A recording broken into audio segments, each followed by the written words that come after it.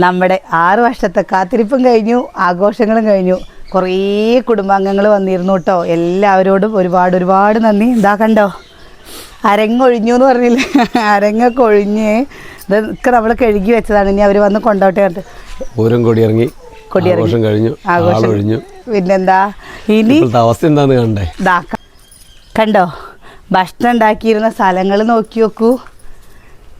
എന്താണ് ഈ അതിനേക്കാളും രസം തെങ്ങുന്നൊരു പട്ട വീണു രാവിലെ.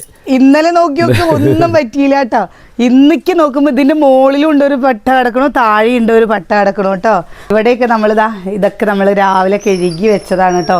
നമ്മുടെ പപ്പൂര് കൂടില്ലാണ്ട് പപ്പു വിളിക്കലോട് വിളിയാണ് കേട്ടോ. ഇന്നലെയൊക്കെ ഈ സമയത്തൊക്കെ എന്തൊരു ബഹളായിരുന്നു പറഞ്ഞിട്ടാ, എന്തൊരു തിരക്കായിരുന്നു.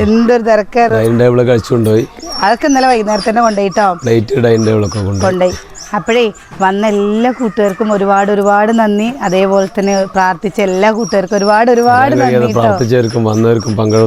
എല്ലാവർക്കും ഒരുപാട് നന്ദി കേട്ടോ. അപ്പോൾ എന്താ പറയാ, സന്തോഷം കൊണ്ട് ഒരുപാട് സന്തോഷം കേട്ടോ. അതാ ഇനി ഇതൊക്കെ വൃത്തിയാക്കാണ്ടേ, വൃത്തിയാക്കാൻ പറ്റുള്ളൂ.